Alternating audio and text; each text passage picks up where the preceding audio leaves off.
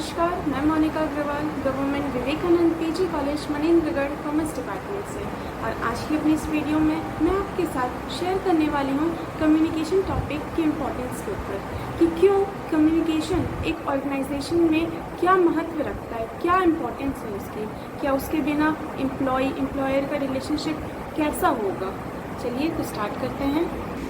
So basically, according to Keith Davis, communication is the lifeblood of any organization. Without communication, there can be no business activity. ये बात बिल्कुल सच है। जैसे कि एक ह्यूमन बॉडी में ब्लड की जितनी इम्पोर्टेंस होती है, वैसे ही कम्युनिकेशन को माना गया है लाइफ ब्लड। कहाँ? ऑर्गेनाइजेशन में। क्योंकि अगर आप किसी से बातचीत नहीं कर रहे, आप किसी से कम्युनिकेट नहीं कर रहे हैं, तो फिर कैसे बिजनेस एक्टिविटी को ऑपरेट करेंगे? ये तो हो ही नहीं सकती। अगर आपको छोटा सा एक एग्जांपल देती हूँ, कुछ भी डिस्कस करेंगे, फॉर एग्जांपल कोई न्यू टेक्नोलॉजी आए मार्केट में, तो उसकी अपग्रेडेशन के बारे में बात करना है कि क्या वो आपकी कंपनी में वो टेक्नोलॉजी की इम्पोर्टेंस रहेगी। अगर वो आ जाएगी, अगर रहेगी, तो किस लेवल ऑफ प्रोडक्शन आपको दे पाएगी, या फिर क्या रहेगा उसका इम्पोर्टेंस।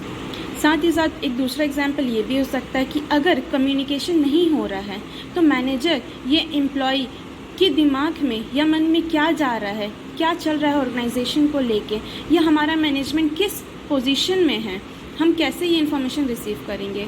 या तीसरा एग्जाम्पल ये हो सकता है कि अगर हम कम्युनिकेट ही नहीं कर रहे हैं, तो हम वर्ल्ड के साथ कैसे कनेक्ट करेंगे, कैसे compete करेंगे, कैसे हम अपनी पोजीशन मार्केट में साबित कर सकेंगे और अपने आप को बेहतर प्रूव कर सकेंगे।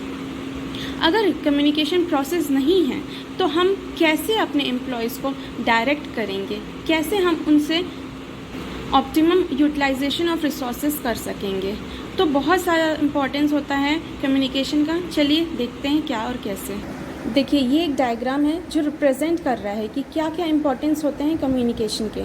सबसे पहला तो हो सकता है need for proper and efficient operation of the business.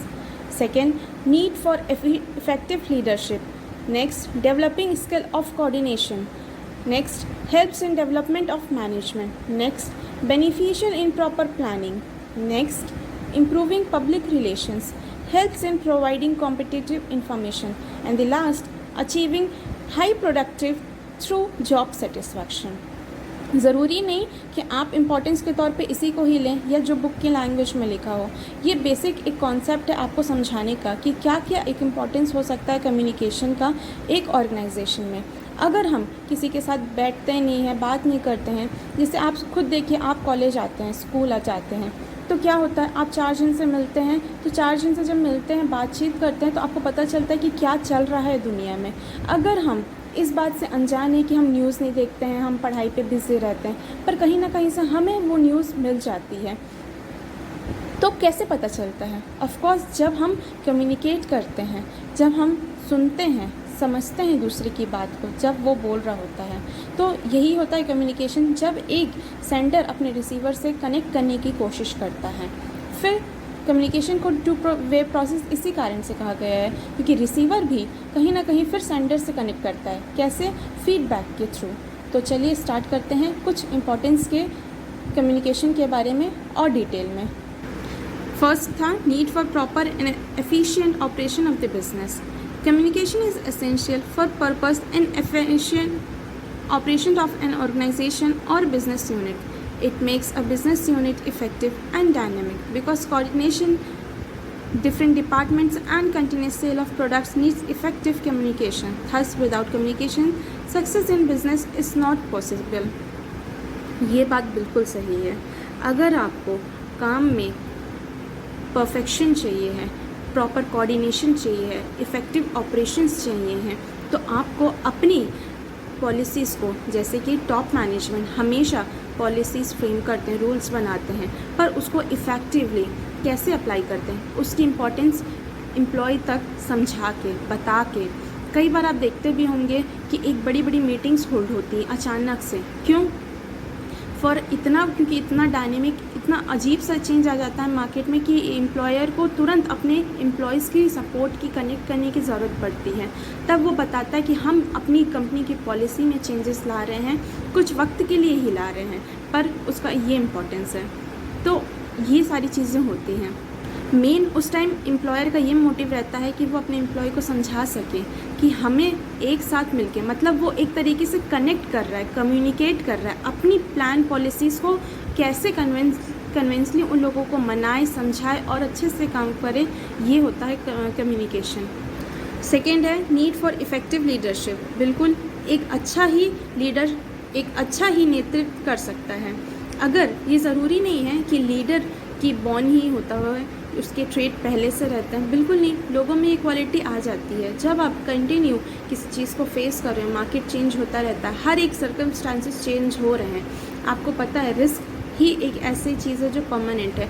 तो आप उस मेंटालिटी के हो जाते हो कि अगर कोई भी सिचुएशन आएगी तो मैं उसको अपने लिए पॉजिटिवली कैसे करूँगा कन्वर्ट। तो लीडर का यही मानना रहता है। एक बॉस भी एक लीडर की ही तरह होता है, क्योंकि उसको फॉलो बहुत सारे एम्प्लॉयज़ करते हैं जो कभी कभी डीमोटिवेट हो जाते हैं, कभी कभी कुछ कारणों से पीछे होने लगते हैं। तो बॉस की वो क्वालिटी होनी चाहिए लीडरशिप वाली कि सुपरवाइज़ करे, मैनेज करे, मोटिवेट करे कि नहीं आप कर सकते हो, आप बिल्कुल कर सकते हो। और जो चीज़ें गलत हो गई हैं, मिसअंडरस्टैंडिंग हो गई हैं, या बाय चांस कुछ समझ नहीं पा रहा है, कुछ इमोशंस कन्वे नहीं कर पा रहा है, कुछ आइडिया, थॉट्स, कोर्सेज, एक्शन नहीं हो पा रहे हैं, तो वो कन्विंसली उनको समझाए। तो इसके लिए हमेशा मेरे मन में सिर्फ विवेकानंद जी का आता है। विवेकानंद जी हमेशा एक बहुत अच्छे लीडर के तौर में माने गए हैं। उन्होंने एक ऐसा टाइम आ गया था ऐसा टाइम आ गया था कि एक भीड़ उनको अटैक करने के लिए आ रही थी, पर उन्होंने उस सर्कमस्टांस को डरते हुए नहीं, घबराते हुए नहीं, उस भीड़ को इतने पोलाइटली, इतने सॉफ्टली कन्विंस कर लिया कि वो भीड़ जो उनसे लड़ने के लिए आ रही थी, उन पे अटैक करने के लिए आ रही थी, वो उनके फेवर पे खड़ी हो गई। वैसे ही हमारे दूसरे फ्रीडम फाइटर महात्मा गांधी जी भी जब उनको लेके गया था न्यायालय के लिए, तो वहाँ पर जो ब्रिटिश की गवर्नमेंट थी तब उन्होंने कन्विंस किया कि हमारे से पब्लिक बाहर होल्ड नहीं हो रही, हम मैनेज नहीं कर पा रहे हैं। तब हमारे महात्मा गांधी बाहर आए और उन्होंने पब्लिक को सिर्फ हाथ जोड़ के इतना कहा, मैं आप सबके साथ हूँ और मुझे इस बात का भरोसा है कि आप सब मेरे साथ हैं। मतलब ये चीज़ें जो होती कम्युनिकेट करने की, आप लोगों को लीडर से सीखना चाहिए। इसीलिए बोलते हैं अच्छी बुक पढ़ा करो। फिर नेक्स्ट है डेवलपिंग स्किल ऑफ कोऑर्डिनेशन। बिल्कुल, अगर हम एक दूसरे से कम्युनिकेट कर रहे हैं प्रोसेस में, तो हमारा कोऑर्डिनेशन आ जाता है। हम आइडियाज़ को, इन्फॉर्मेशंस को एक्सचेंज करने लगते हैं और ये कहीं ना कहीं हमारी स्ट्रेंथ बन जाती है। एक यूनिट की तरह हम काम करने लगते हैं, यूनिटी आ जाती है काम में। अगर सामने वाला एम्प्लॉय, फॉर एग्ज़ाम्पल हम एक ही डिपार्टमेंट में हैं और हमारा सामने वाला जो वर्कर है या हमारा कलीग है किसी भी काम से वीक पड़ रहा है, तो अगर हम उसको समझा रहे हैं तो क्या पता उसमें भी वो क्वालिटी आ जाए जो वो लैक कर रही है। तो the process of communications helps in developing cooperation and coordination among human beings. It helps in exchange of ideas and information. अब इसी में नेक्स्ट है helps in development of management skill. Communication बहुत मदद करता है। Communication is essential for the management to confirm proper execution. It is because of communication that management achieves its target and objectives, gives directives and clarity on responsibility on